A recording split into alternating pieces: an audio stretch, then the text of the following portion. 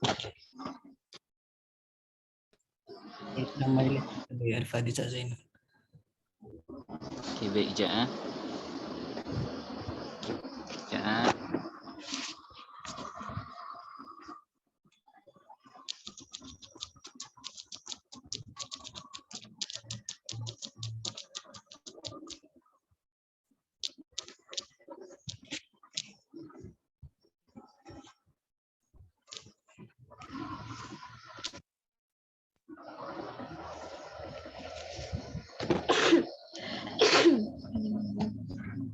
Okay, Bismillahirrahmanirrahim. Alhamdulillahirabbil alamin wassalatu wassalamu ala asyrafil anbiya'i wal mursalin wa ala alihi wa sahbihi ajma'in. Amma ba'd. Dengar jelas kan yang cakap? Jelas tak? Okey, baik. Alhamdulillah, kita bersyukur kepada Allah Ta'ala atas nikmat iman dan Islam. Kita bersyukur Allah Ta'ala masih bagi kita kesempatan untuk bertaubat, masih bagi kita masa untuk kita berkumpul, untuk kita mengaji dan mengenal Allah Subhanahu wa Ta'ala. Perbahasan kita pada hari ini pada muka surat 32 berkenaan dengan iman dan Islam. Pada minggu lepas kita dah membahaskan berkenaan dengan hukum iman orang yang muqallid, orang yang bertaklid, yang mengikut pandangan orang lain tanpa mengetahui dalilnya, tanpa mengetahui hujahnya. Kita mengatakan pendapat kata Syekh Wan Ahmad, wal haqqu annahum dawu imani in kana aqduhum ala itqani. Mereka ini adalah orang yang beriman, mukmin, kalaulah akidah mereka itu akidah yang teguh, yang jazam, tetapi mereka berdosa kerana meninggalkan kewajipan supaya mengetahui dalil, supaya mempelajari dalil tersebut jika mereka mampu untuk memahami dalil. Okey. Hari ini kita membahaskan pula berkenaan dengan iman dan juga Islam. Yang pertama dari segi lughah, daripada mana? Daripada perkataan amana yu'minu imanan, itu iman. Daripada perkataan tersebut. Amana, daripada amina. Amina itu maksudnya selamat.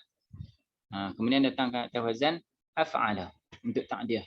Amana yu'minu imanan. Amana yu'minu imanan. Menjadikan dia selamat. Selamat daripada apa? Selamat daripada tuduhan berbohong. Selamat daripada mengatakan dia itu adalah seorang pendusta. Okey, itu asal dari segi bahasa makna iman itu. Sebab tu kita mengatakan iman yang tasdiq, membenarkan, iaitu mengakui kebenaran dia, kata dia itu benar. Kita menjadikan diri dia itu selamat daripada berbohong. Okey, itu iman secara bahasa. Islam daripada aslama yuslimu islaman. Af'ala juga daripada salima, selamat. Okey. Tetapi dari segi syarak, Islam dengan makna al-inqiyad, dengan makna al-id'an, seperti yang kita akan tengok kejap lagi. Kata Syekh Wan Ahmad Al-Fatani, imanuna at-tasdiq wal islamu id'anu ma ata bihi al-imam. Imanuna, iman kita ini ta'rifnya adalah at-tasdiq. Iman kita ini adalah at-tasdiq, iaitu membenarkan. Okey, saya akan tengok apa maksudnya. Maksud membenarkan di sini iaitu membenarkan Nabi sallallahu alaihi wasallam dan apa sahaja yang dibawa oleh Nabi tersebut. Itu maksudnya. Wal Islamu, dan Islam pula id'an, iaitu tunduk patuh. Ataupun disebut inqiyad, samalah. Tunduk patuh, taat. Id'anu ma ata bihil imam, tunduk patuh akan hal yang dibawa oleh imam tersebut, oleh Nabi sallallahu alaihi wasallam. Jadi beza antara iman dan juga Islam ini, iman ini kaitnya dengan hati.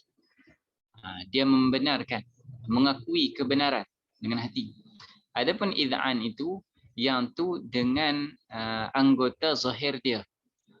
Iaitu dia rela, dia akur, dia tunduk patuh dengan apa yang dibawa oleh Nabi sallallahu alaihi wasallam. Mengakui ini yang Nabi bawa, yang Nabi kata wajib, wajib. Yang Nabi kata mustahil, yang Nabi kata haram, haram. Dia mengakui hal tersebut. وَالنُّطْقُ بِالشَّهَادَتَيْنِ قِيلَهُ شَطْرٌ مِنْ أَوَّلٍ وَقِيلَ شَرْطُهُ. Yang itu kita akan masuk setelah ni, perbincangan berkenaan dengan syahadah. Okay, tengok nombor 7. Imanuna at-tasdiqu, iman kita adalah at-tasdiq, membenarkan. Wa huwa ra'yu jumhuril asy'ariyah wal maturidiyah. Ini adalah pendapat majoriti ulama asy'ariyah dan juga maturidiyah. Maksudnya dalam masalah ni ada khilaf. Dalam masalah ni ada khilaf. Okey, boleh tengok dalam kitab-kitab yang besar, dalam syarah Jawharatul Tauhid contohnya akan menyebut hal ini. وليس المراد بالتصديق هنا وقوع نسبة الصدق في القلب إلى الخبر أو المخبر من غير إذعان وقبول لما وقع فيه.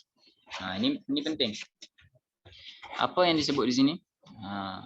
Kata sahibu Umdatul Murid, dia kata laisal murad bit tasdiq, bukanlah yang dikehendaki dengan at-tasdiq, dengan membenarkan di sini. Wuqu'a nisbati sidqi fil qalbi, adanya nisbah kebenaran dalam hati, ilal khabari, kepada perkhabaran tersebut. Macam mana? Bila disebut Nabi Muhammad adalah Rasulullah, okey, dia tahu dalam hati wuqu'un nisbati sidqi, dalam hatinya tahu kebenaran tersebut. Nabi Muhammad adalah Rasulullah. Apa yang dibawa oleh Nabi adalah benar. Nabi kata benda yang haram, itu betul haram, itu membahayakan. Nabi sebut benda tu benda yang baik, benda yang halal, benda yang wajib, itu baik untuk kita. Okey, dia tahu benda tersebut. Wuqu'u nisbati sidqi fil qalbi, hati dia membenarkan perkara tersebut. Ilal khabari, membenarkan perkhabaran tersebut, awil mukhbiri, atau membenarkan orang yang mengkhabarkan hal tersebut, iaitu membenarkan Nabi sallallahu alaihi wasallam, min ghairi id'anin, tanpa ada rasa akur, wa qabulin, tanpa ada rasa terima benda tu, wa qabulin lima waqa'a fihi, tanpa ada rasa benda tu. Okey, bukan ini yang kita nak. Dia pening. Kata apa? Maksudnya di sini membenarkan, yang kata membenarkan, membenarkan dengan hati itu macam mana? Okey, orang kafir contohnya, kafir jahiliyah yang hidup di zaman Rasulullah sallallahu alaihi wasallam, mereka melihat baiknya akhlak Nabi sallallahu alaihi wasallam, amanahnya Nabi sallallahu alaihi wasallam, bagaimana Nabi tak pernah melakukan hal-hal yang tercela, hal-hal yang tak elok, kecil ataupun besar. Dan bila Nabi sallallahu alaihi wasallam menyebut bahawasanya dia adalah Rasulullah, utusan Allah, bawa kebenaran, mereka mengakui bahawasanya Nabi ini adalah Rasulullah, utusan Allah. Mengaku di sini dengan arti kata apa? Dengan arti kata hati mereka itu mengetahui kebenaran hal tersebut. Tapi adakah mereka akur? Mereka tak akur dengan hal tersebut. Adakah mereka menerima hal tersebut? Mereka tak nak terima hal tersebut. Bahkan mereka menentang Nabi, mereka lawan dengan Nabi kerana mereka tahu akan hilang kuasa mereka. Mereka rasa macam tu, oh, ini dah datang, nanti yang ni yang jadi Nabi, orang akan ikut dia, orang tak akan ikut mereka. Jadi waktu itu mereka menentang. Okey. Jadi hati mereka ada tak wuqu'u nisbati sidqi fil qalbi? Pada hati itu ada tak rasa benar perkara tersebut, tahu kebenaran hal tersebut, ada. Tetapi ada tak iz'an? Ada tak akur? Ada tak tunduk patuh? Ada tak qabul? Ada tak penerimaan hal tersebut? Tak ada. Okey. Jadi tasdiq, bila ulama menyebut bahawasanya iman itu dengan makna tasdiq. Iman itu membenarkan dengan hati, bukan membenarkan dengan hati dengan arti kata hatinya tahu benda itu betul. Itu sahaja. Tidak. Bahkan yang dimaksudkan adalah hatinya tahu kebenaran hal tersebut dan dia tunduk patuh akur akan kebenaran hal tersebut. Dia menerima kebenaran hal tersebut. Jadi boleh beza. Ada benda yang memang kita tahu betul. Contohnya, kita tahu benda ni betul, tapi kerana dia keluar dari mulut musuh kita ataupun orang yang kita benci, maka kita tak mau terima benda tu. Yang ni ada juga tasdiqnya, tapi bukan ini tasdiq yang dimaksudkan oleh ulama, oleh ahli kalam. Jadi tasdiq yang dimaksudkan oleh ahli kalam adalah tasdiq membenarkan dengan hati dalam masa yang sama, tunduk patuh akur dengan apa yang dibawa oleh Nabi tersebut. Balil muradu al-id'an wal qabul lima waqa'a fihi min dhalika, ay lima waqa'a fil qalbi min dhalika. Bahkan yang dimaksudkan di sini al-id'an, tunduk patuh, wal qabul, menerima, lima waqa'a fihi ay fil qalbi min dhalika, pada perkara yang ada pada hati itu, daripada yang demikian itu tadi, iaitu apa?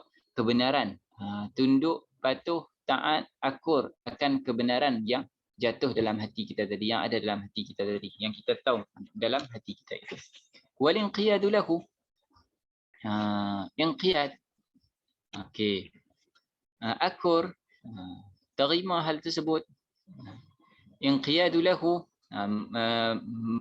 mengakui hal tersebut, akur akan hal tersebut, wa sukunun nafsi ilaihi, dan tenang jiwa terhadap perkara itu. Beza orang yang rasa ittirab, orang yang rasa betul ke tak betul ke, itu tak dapat lagi tasdiq. Tak ada lagi iman sebab dia masih ragu-ragu. Watmi'nanuha bihi, dan tenangnya jiwa bihi, dengan hal tersebut. Wa qabuluha wa qabulun nafsi lidzalika, dan hatinya ataupun jiwanya menerima hal tersebut, bitarkit takabburi wal inad, dengan meninggalkan takabbur, meninggalkan sombong, tak nak terima benda tu, wal inad, tinggalkan keingkaran. Wa bina'ul a'mali alaihi. Jadi ini makna tasdiq yang dikehendaki oleh ulama bila sebut bahwasanya iman itu membenarkan dengan hati. Maksudnya apa? Pembenaran dengan hati yang membawa kepada kita akur, kita tunduk patuh, dan juga bawa kepada bina'ul a'mali alaihi. Bina'ul a'mali ala dhalika at-tasdiqi. Kita membina amalan berdasarkan kepada tasdiq itu tadi. Maksudnya apa? Bila kita membenarkan, oh ini adalah Rasulullah, apa yang Nabi SAW bawa adalah betul, maka Nabi suruh buat, kita buat. Nabi suruh tinggal, kita tinggal. Itu kita membina amal berdasarkan kepada apa yang kita percaya, kita benarkan itu tadi. Bihaitsu yasihhu ay yutlaqa alaihi ismu taslimi ala ma sarraha bihi al-Ghazali. Sehingga kan sah boleh untuk menyebut kepadanya, kepada orang ini, ismu taslim, iaitu dia menerima akan hal tersebut. Ada orang yang tahu kebenaran tapi dia tak nak terima. Yang ni dia tahu kebenaran dan dia menerima kebenaran tersebut. Maka waktu itu barulah disebut bahwasanya dalam hatinya itu ada tasdiq, iaitu ada iman. Ada masarrah bil Ghazali, sesuai dengan apa yang telah dinyatakan oleh Al-Imam Al-Ghazali. Yang ni disebut oleh sahibu Umdatul Murid, oleh Imam Al-Laqani. Imam Al-Laqani ada setahu saya ada 2 syarahan bagi kitab beliau ni. Satu bertajuk Tuhfatul Murid, kalau tak silap, atau Hidayatul Murid. Satu bertajuk Hidayatul Murid dan satu lagi bertajuk Umdatul Murid. Umdatul Murid ni adalah syarah kabir dia lah, 3 jilid. Syarah saghir dia Hidayatul Murid, kalau tak silap.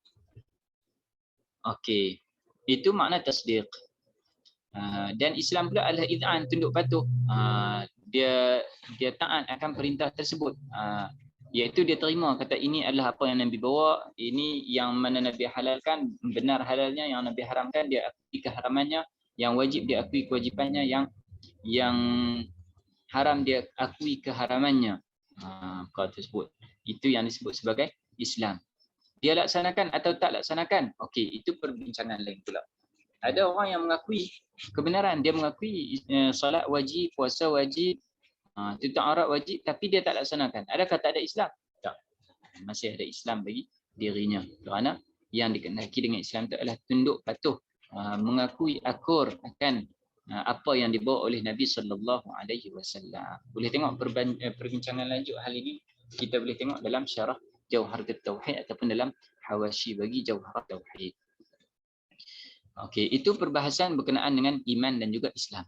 Okey, jadi semua orang yang mukmin itu Muslim dan semua orang yang Muslim itu mukmin. Itu secara kita kata yang sepatutnya macam itulah. Kerana apa? Kerana kalau dia mukmin, dia membenarkan dengan hati, tak cukup dengan membenarkan sahaja. Tapi pembenaran itu perlu bawa kepada dia akur, tunduk, taat, patuh dengan apa semua yang dibawa oleh Nabi SAW. Dan akur, tunduk, taat, patuh dengan apa yang dibawa oleh Nabi SAW, semuanya itu terhasil daripada imannya, daripada tasdiqnya, daripada dia membenarkan, dia mengakui kebenaran Nabi ini. Jadi semua Muslim itu mukmin dan semua mukmin itu Muslim. Tapi ada keadaan orang itu disebut mukmin tapi tak disebut Muslim. Ada keadaan disebut Muslim tapi tak disebut mukmin. Bila seseorang itu dianggap Muslim tetapi bukan mukmin, kalaulah dia menzahirkan iz'an, menzahirkan inqiyad, menzahirkan taat, tunduk patuh, tetapi dalam hatinya tak ada tasdiq, tak mengakui kebenaran Nabi SAW. Dalam hatinya ada ainat, ada pengingkaran. Maka yang ni dianggap sebagai Muslim tetapi dia tak mukmin. Macam siapa? Macam golongan munafik. Dia mengucap, dia mengaku dengan lidahnya, dia kata benar agama Islam tersebut, tapi dalam hatinya dia tak mengakui hal tersebut, tak akur dengan hal tersebut, tak membenarkan hal tersebut. Mungkin dia tahu kebenaran itu tapi dia tidak akur dengan kebenaran tersebut, tak menerima akan benarnya Nabi SAW. Maka dia ni dianggap Muslim selagi mana dia tidak menzahirkan hal-hal yang jelas dilakukan oleh orang kafir, yang hanya dilakukan oleh orang kafir. Kalau dia menzahirkan benda-benda yang menunjukkan bahawasanya dia kafir, maka waktu itu dihukum kafir terus. Tapi kalau tak zahirkan, dia mengucap dua kalimah syahadah. Bila ada orang, dia solat apa semua, dia duduk seorang dia, yang tu dia dengan Allah Ta'ala, dia tak solat apa semua, dalam hati dia tak mengakui kebenaran, maka yang ni dia dianggap Muslim, tapi dia tak mukmin, tak ada iman. Tapi itu Muslim dari segi apa? Iaitu Muslim dari segi zahir, Maksudnya dengan mengucapnya itu tadi kita boleh untuk mengahwinkan dia dengan ahli keluarga kita dari kalangan orang Islam kita. Dan kita boleh solat di belakang dia sebab dia mengucap juga, dan dia boleh disolatkan kalau dia meninggal dunia. Dikuburkan di perkuburan Islam. Apa privilege yang orang Islam dapat, dia akan dapat. Apa kewajipan yang orang Islam kena buat, keluarkan zakat, apa semua dia kena buat dari segitu. Adapun di akhirat nanti di sisi Allah Taala tak ada nilai sama sekali kerana dia tu munafik, dia tak beriman. Okey. Dan ada orang yang mukmin tapi bukan muslim. Macam mana? Ini adalah orang yang dia mengakui kebenaran, dia mengakui kebenaran, dia mengakui Allah Taala adalah Tuhan, Nabi Muhammad sallallahu alaihi wasallam adalah Rasulullah, tetapi dia tidak mengungkapkan dua kalimat syahadah bukan kerana enggan. Kalaulah dia tak ungkap dua kalimat syahadah kerana enggan, maknanya kita mutalabah, kita tuntut dia, kita minta dia untuk ucap dua kalimat syahadah. Ucap dua kalimat syahadah, dia tak mau. Dia tak mengucap. Maka waktu itu dia jelas kafir.